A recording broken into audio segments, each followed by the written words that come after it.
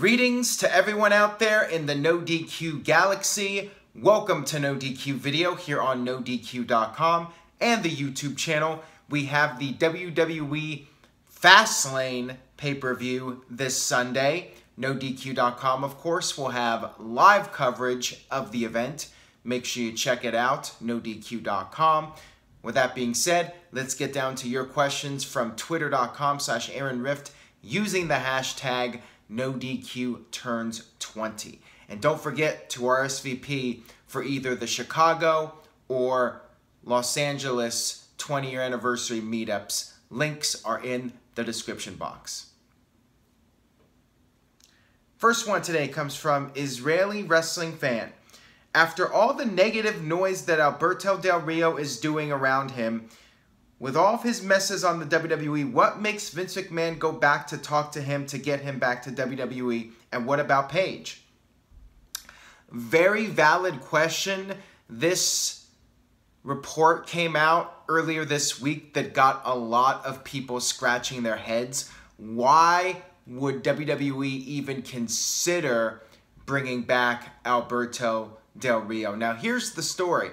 He was reportedly at Stamford, Connecticut in WWE's headquarters filming material for an upcoming Rey Mysterio project. Who knows if he actually spoke to Vince or anybody else in WWE? That might just be a rumor that took a life of its own. Now, apparently, Vince McMahon is high on Del Rio. Despite Del Rio's reputation, Vince apparently likes Del Rio's look and his promos, and obviously he's a tall guy, tall, dark, and handsome, just Vince's type. So I think there's always a possibility Vince might see dollar signs in him compared to some of the NXT guys that Triple H is trying to push and make stars out of. Will we see Del Rio back in WWE? Stranger things have happened. We've seen guys come back that we never thought would come back. And let's face it, Del Rio, yes, while he did trash talk WWE, it appears that all that is under the bridge. He apparently apologized to Triple H over those comments. Paige is there, so I don't know what that means exactly. I suppose they could be on separate brands, or maybe they are at peace with each other and they can coexist. But that's one of those situations where I think WWE will cross that bridge, and I think Del Rio and Paige would cross that bridge if and when they got to it. And all that is just a big question mark right now. Who knows if we'll even see Del Rio back in WWE anytime soon, because Impact Wrestling has him in the main event for the next pay-per-view they're doing in April. And they like having him around. Despite his reputation, Impact Wrestling feels he's one of the few stars they have, and they're going to try to keep him around. So if he can get good money working a limited schedule, I could see him staying in Impact Wrestling for the time being. Got this question here from Israel. So we went from Israeli Wrestling Fan to Israel. How would you feel about a Kevin Owens face turn going into WrestleMania? Personally, I do not like it, but it almost seems like it's going to happen. Well, he's already partly a babyface anyways. Yeah, he does get booed, but he gets cheered a lot too, and it's been that way for a while. The last real heelish thing he did, in my opinion, was the Festival of Friendship, turning his back on Chris Jericho. Beyond that, he really hasn't done much as a heel in recent months. You almost sympathize with him in this storyline with Shane McMahon and Daniel Bryan. You feel bad that Kevin Owens is getting shafted. It's weird how this storyline has played out, because you would think the storyline would clearly make Owens the villain, but it really hasn't. And now there's a tease of dissension between Kevin Owens and Sami Zayn. We've already seen Zayn as a face versus a heel Owens. So maybe WWE will reverse the roles this time to freshen up the feud. That is a possibility. There's been the talk about Owens and Zayn maybe just being thrown into the Andre the Giant Battle Royal, the Dre, which I think is a complete waste of those guys, especially with all this build in recent months with Shane, Kevin Owens, and Sami Zayn. WWE needs to do something. I would like to see either a tag team match with Shane McMahon getting a partner, or maybe just doing Owens versus Zayn with Shane as the referee again. Although Shane as a referee screwing over Owens, it feels like it's been done to death. So I think I would prefer the tag match. I think WWE should do the tag match. And you know, Daniel Bryan, he's a factor in this whole thing, but it's highly unlikely he wrestles. And it feels like he's not wrestling now since WWE has really downplayed his role in recent weeks. But Kevin Owens being a face, I really don't have a big problem with it because, like I said, he hasn't really felt like a full-blown heel since the feud with Jericho. Got this one here from Mr. Yuck. Do you think Jeff Jarrett will ever step into a WWE ring again? He can still go at his age. Maybe a match against Elias at WrestleMania 34? Never say never. Again, stranger things have happened. I don't think it's going to happen this soon, though. I think that's very much a long shot that he actually wrestles at WrestleMania. Maybe next year? Maybe a one-off? I don't know. I'm not sure he was a big enough star to where you could really market him being in one more match. I'm not sure about Jeff Jarrett.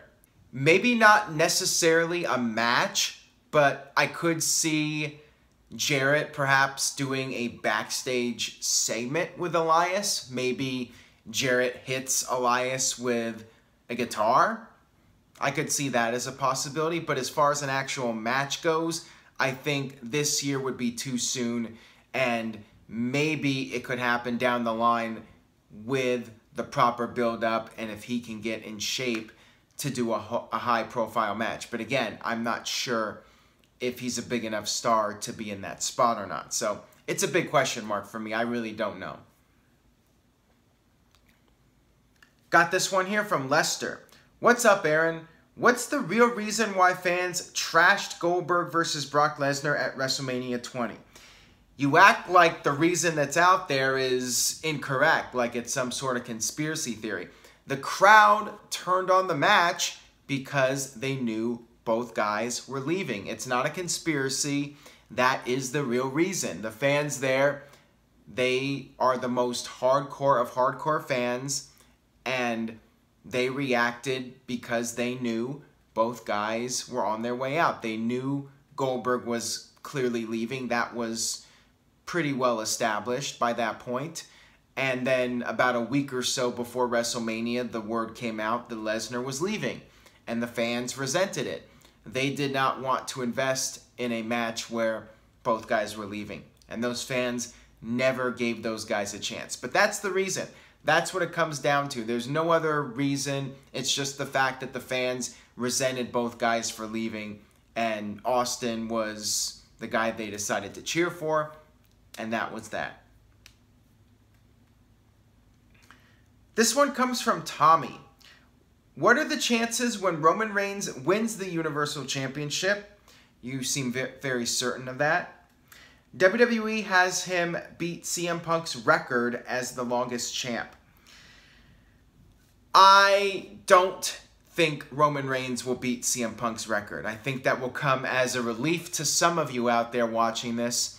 I would be really surprised because WWE and Roman Reigns, I feel like Reigns is not going to be able to sustain a positive reaction long enough for WWE to really invest in him as champion long term. He already has one suspension, and that could hurt him a little bit in terms of getting a lengthy run as champion. And I think Vince could change his mind at any time. The crowd might be booing Reigns, they might resent him, and Vince might decide to pull the plug on it. again, I would be really surprised if Reigns was champion for what was it? Punk was champion for over a year. I'm not sure that's going to happen with Reigns. I really don't. If anybody does it, it would be somebody like AJ Styles. But I don't know for sure. Anything can happen. But my gut feeling is no, it's not going to happen. Got this one here from Alistair. Hi, Aaron. What do you think of NXT having a North American Championship being crowned at WrestleMania? Too many titles, I think. Thanks. For those of you that missed out on the spoilers, you might want to skip ahead a minute or so. At NXT, during the tapings this week, William Regal announced a new North American Championship will be debuting. So essentially, it's NXT's mid-card title, secondary title, whatever you want to call it. They are going to be doing a ladder match at the TakeOver event. It's going to be EC3, Velveteen Dream, Ricochet. There's a few other guys. I think Adam Cole is in it. And he might be in another match. He might be either doing double duty or he might get pulled from the tag team match if Fish is able to return in time, Bobby Fish. So what do I think about this title being introduced? I think it's too much. Some might argue NXT needs a mid-card title, but the thing is, the major NXT shows are just 2 hours as it is. They only do 4 or 5 matches. You really don't need it. It's not like it's a full-fledged show that's 2 to 3 hours every week, and then the pay-per-views are 3 hours plus. I just don't think it's necessary. So yeah, I do think it's a bit overkill. You have a UK title that's never being shown or defended on NXT television, or very rarely if it is. So I'm not really a big fan of the concept. I'd rather they just do a ladder match with the winner getting the next title shot at NXT TakeOver Chicago. I think that that would be a better idea, but it is what it is, and I'm just going to go with the flow with it. This one comes from Chris Manders. I know it was brought in to protect the wrestlers, but do you think that banning blood and chair shots to the head has hurt WWE business, particularly gimmick matches? Imagine Stone Cold and Bret Hart from WrestleMania 13 without the blood. Well, you make a very valid point about Austin and Bret Hart. The blood, no doubt, added to the dramatic effect in that match. That's how I see it, at least, and I think most would agree. When you think of that match, you think of that moment when Austin was there covered in blood. It really added to the intensity of the whole segment. And like I've said, I feel when used appropriately and moderately, blood can be really effective. I understand the safety aspect of it. Same thing with the chair shots to the head, although guys can hold their hands up and protect themselves. You know, I think it's the unprotected chair shots that I think was the right move to get rid of. With a guy holding his hands up, you can block the blunt of the blow. And I don't see it as big of a deal when you do a chair shot when the guy's putting his hands up. Now, is it affecting WWE business? I doubt it's making that much of a difference. When it comes down to it, I think it's just the lack of characters that really make a huge impact, like a Steve Austin or a Rock. WWE hasn't had a guy like that in a long time. And yeah, the overall flow of the show, the writing, there's a lot of little things that add up, and perhaps the lack of blood and the lack of chair shots might hurt a little bit, but I really don't think it's significant.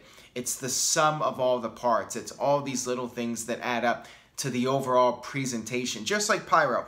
Pyro's not making that much of a difference, but I feel Pyro is a little bit of a factor, and it can make a little bit of a difference to the overall presentation of a show. So that's how I see it. WWE can do just fine without blood and chair shots, but when you do it every once in a while, it can definitely enhance what you're watching and be something memorable. This one comes from Kirk. I asked you before, what storyline would you write if you had the job, and we're looking to spice things up to further. What is a type of match you've never seen before that you would like to see? I would like to see matches that are not necessarily in the ring. I loved the halftime heat match between The Rock and Mankind, the empty arena match. That was a lot of fun. Them brawling in the back locker room areas, in the catering room where they were cooking meals, and it was just really fun. I love the matches back on WrestleMania 19 where you would brawl in the harbor, all these interesting scenarios where you're not in a ring, you're doing something different. You're still doing wrestling moves and hitting people with objects and throwing people off ledges, but it was outside of the ring. It changed things up a little bit. That's what I would like to see. I'd like to see more matches where it's not in a ring. Maybe they have a brawl, like Steve Austin and Booker T in the supermarket. That was a really great segment. I'd like to see more things like that. More matches in random places, like a park or something like that, just to shake things up a little bit and make it fun. Do something in a restaurant, like the APA's segments in the bar. Those were always a lot of fun. I want to see more of that and more matches in those types of environments just to change things up. And you know, that's what Matt Hardy's matches have been, the broken matches, the deletion, final deletion, ultimate deletion, doing the stuff at the Hardy compound. I think that's why those matches have captivated people, because it is outside the box and it's not limited to being in a ring. You're doing something different. You're changing things up. You're changing the environment of where these guys are having their simulated fighting, which is what wrestling is. So yeah, I'd like to see more of those types of matches. This one comes from Shamrocks. Hey Aaron, for all we know, everyone prefers Asuka versus Charlotte over Asuka versus Alexa, but Carmella cashing in against Asuka would make her lose her streak. So what about Carmella surprisingly cashing in on the Raw Women's Champion? Do you see that happening? I don't know if it's going to happen or not, but I think it's a good idea. I did discuss this with Big Vito and El Virtuoso on the NoDQ review. I could see potentially Carmella cashing in at WrestleMania. Maybe she tries it twice. She comes out there during the SmackDown Women's title match, which could be Charlotte versus Asuka. She tries to cash in on Asuka, but it doesn't go through. So she escapes with her briefcase, and then to everyone's surprise, you know, at that point everyone thinks, oh, she's done. She could come out during the Raw Women's title match and cite a loophole and cash it in on the Raw Women's Champion, and that would be the big surprise. I would actually book that. I think it's a great idea, and you can have her cash in on Alexa instead of Asuka. Makes a lot more sense, and you can have Carmella successfully cash in Money in the Bank, move to Raw, and go from there and give her career a fresh start. That's what I would do, at least. Will it happen? That remains to be seen. Got this one here from Liam, and this actually relates to earlier. Does the UK Championship have longevity? It's been active for just over a year now, but to me it's sort of lost its edge. Should WWE make the champion a permanent fixture on NXT Weekly as it's taped once a month, or keep it as it is? I feel like the UK Championship was designed just so there would be something for the winner of the UK tournament to win. And it's good for the fans that go to these shows that Pete Dunne is wrestling on. It's a WWE title being defended at indie shows. So it's really helping the indie promotions that have been booking Pete Dunne since he became champion, and Tyler Bate, booking those guys that were part of the UK Championship tournament. With that being said, the title really doesn't mean much to the average WWE fan, and I think the ball has already been dropped. That UK title, if it was really going to be something significant, it should have been defended at every single pay-per-view. every single NXT takeover. But maybe Tyler Bate and Pete Dunne had too good of a match, and Vince felt like they got to step back for a bit. They cannot outshine these other guys. Even though it's Triple H's baby, I could still see Vince potentially stepping in, because why aren't these guys at every pay-per-view? Why is Pete Dunne not facing somebody for the UK title at every single NXT takeover? Doesn't make sense to me. Those guys tore down the house at TakeOver. Why not keep it going? Something's going on with that. But yeah, I feel like the title has already lost its credibility because it's not being defended at these TakeOver events. Alright, that'll wrap it up for this edition of NoDQ Video. Thank you all as usual for watching. Make sure you stay tuned to NoDQ.com. Please spread the word about NoDQ Video. Tell a friend. And if you're subscribed, thank you. If you're watching for the first time, hopefully you liked the video enough that you will subscribe and click on the bell icon to turn on notifications so you get updated whenever there is a new video. I will see you guys next time for another edition of NoDQ Video.